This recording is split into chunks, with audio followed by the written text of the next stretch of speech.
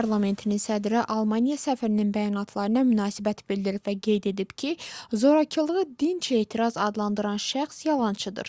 Şalva Papaşvilinin sözlərinə görə diplomatların güya təhdid olunmasından daha ağır olan məsələ onların Gürcüstan vətəndaşlarına qarşı davranışıdır. Xatırladaq ki, Almaniyanın Gürcüstandakı səfiri Peter Fischer Batumelebin nəşrinə müsahibəsində demişdi ki, Gürcü arzusu liderlərinin diplomatlara ünvanladıkları "sən yalancısan və zorakılığı dəstəkləyirsən" tipli açıqlamalar xoşa gələn deyil. Gürcüstanla bağlı debatlar Hudson İnstitutunda keçirilib. Gürcüstan geosiyasi yol ayrıcında İranın təsiri və strateji rəqabət adlı müzakirədə sabiq deputat Georgi Kandelaki və Amerikalı tədqiqatçı Luke Coffey iştirak ediblər.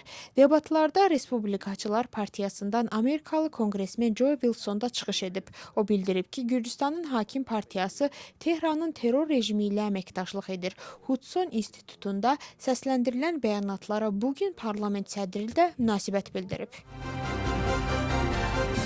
Müxalifət Alyansının 26 may tarixinə planlaşdırdığı aksiya əsas müzakirə mövzularından biridir. Anons edilən etiraza sabiq prezident Mikhail Saakashvili dəstək ifadə edib. Keçmiş Müdafiə naziri Baçava Xallaye hakimiyyətin dəyişdirilməsinin vacibliyindən danışıb.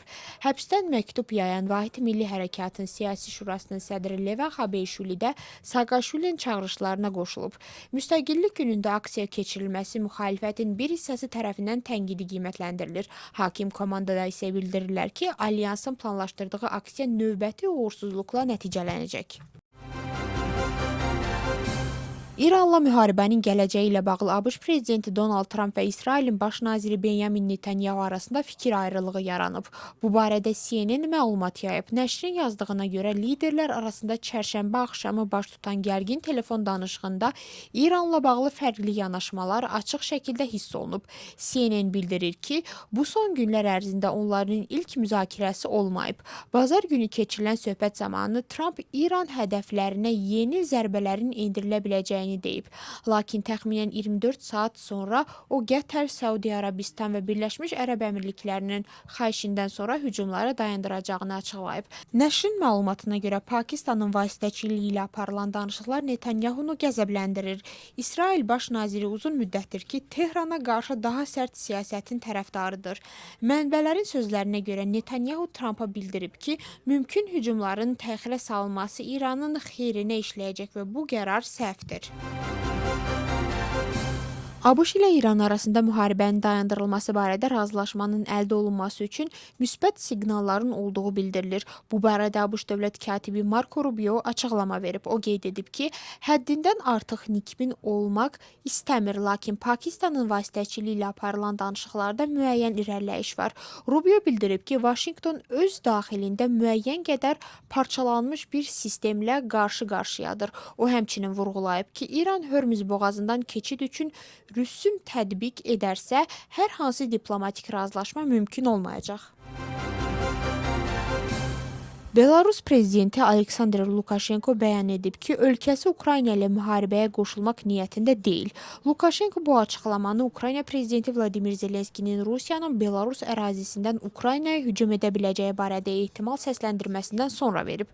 Bununla yanaşı Belarus lideri Kiyevi xəbərdar edib ki, aqressiya halında Belarus və Rusiya birgə müdafiə olunacaqlar. Lukashenko əlavə edib ki, Zelenski istəsə onunla görüşməyə hazırdır. ABŞ Ukraynaya 108 milyon dollar dəyərində raket sistemləri avadanlığının satışını təsdiqləyib. ABŞ Dövlət Departamentinin məlumatlarına görə qərar Ukrayna hökumətinin müraciətinə cavab olaraq qəbul olunub. Bildirilir ki, Hawk raket sistemi Ukraynaya mövcud və gələcək təhlükələrlə mübarizədə kömək edəcək. Bununla yanaşı Bloomberg yazır ki, Rusiyada Starlink sisteminin bloklanmasından sonra Ukrayna mühüm əraziləri geri qaytara bilib. Türkiyə məhkəməsi Müxalifət Partiyasının sədri Özgür Özel vəzifəsindən uzaqlaşdırılıb. Ankara Apellyasiya Məhkəməsinin qərarı ilə Cumhuriyyət Xalq Partiyasının 2023-cü ildə keçirilmiş lider seçkisinin nəticələri ləğv olunub. Medianın məlumatına görə qərar partiya qurultayında qeydə alınan pozuntular səbəbindən verilib. Məhkəmənin qərarına əsasən Özgür Özeli partiyanın keçmiş sədri Kemal Kılıçdaroğlu əvəz etməlidir. Media yazır ki, partiya qərarı rədd edib və bunu hökumətin çevriliş keçiriş cəhdi kimi qiymətləndirilib. Hökumət isə ittihamları qəbul etməyərək bildirib ki, məhkəmə qərarı qanunun aliliyi prinsipi əsasında çıxarılıb. Qərarın elanından sonra partiyanın qərargahı qarşısında yüzlərlə insan etiraz aksiyası keçirib. Nadir xəstəliklər üçün dərmanlar, ilkin səhiyyə xidməti və digər məsələlər Səhiyyə naziri tərəfindən Ümumdünya Səhiyyə Təşkilatının Avropa üzrə regional direktoru ilə görüşdə müzakirə edilib. Söhbət zamanı səhiyyə sektorunda davam edən və planlaşdırılan islahatlar, universal səhiyyə proqramı, dərmanlarla çıxışın artırılması, eləcə də regional əməkdaşlıq sahələri müzakirə olunub. Qeyd edilib ki, ilkin səhiyyə xidmətinin gücləndirilməsi və davam edən dəyişikliklər əhaliyə keyfiyyətli xidmətlərin göstərilməsinə və sistemin inkişafına əhəmiyyətli dərəcədə imkanlar yaradır.